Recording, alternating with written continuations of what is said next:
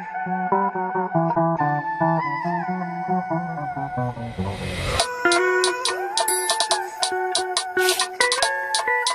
back to the 100 cases. In this video, we will talk about the case of CIT versus Seetal Das.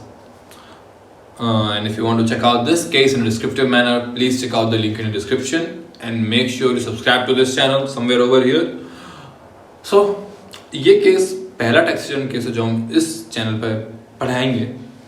So, let's go. तो अब इस case में क्या होता है कि जो ये केस रिवॉल्व करता है डाइवर्जन और एप्लीकेशन ऑफ इनकम के बीच में.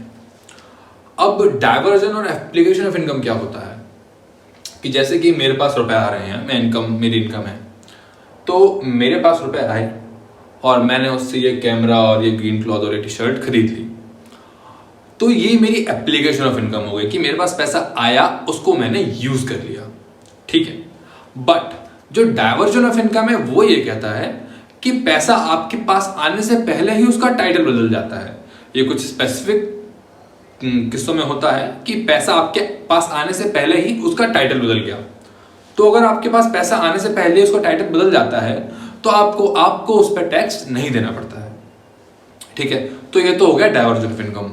और अगर आपके पास पैसा आ गया है, आपने उसको उसके बाद खर्च किया है, तो वो हो जाता है एप्लीकेशन ऑफ इनकम.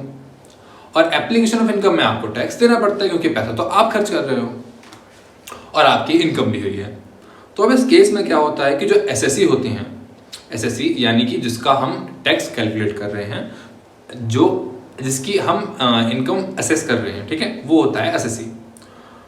तो जो एसएससी है उनको अपनी वाइफ, अपने चिल्ड्रन, सबको 1500 रुपए देना होता है एज अ मेंटेनेंस. और ये चीज एक ऑब्लिगेटरी ड्यूटी है उनके ऊपर, जो कि एक डिक्री द्वारा कोर्ट ने दी है. मतलब कि उनके ऊपर ये ऑब्लिगेशन है कि उनको 1500 रुपए हर महीने एज अ मेंटेनेंस अपनी इनकम से देना होगा. तो इसका मतलब उनका क्या कहना है कि उनके पास पैसा आता है और फिर वो पैसा एज अ मेंटेनेंस दे देते हैं. तो ये डाइवर्जन ऑफ इनकम है और इसीलिए उन्होंने इसके ऊपर रिडक्शन भी दे रखा है और उन्होंने इस रुपए पर टैक्स भी नहीं दिया.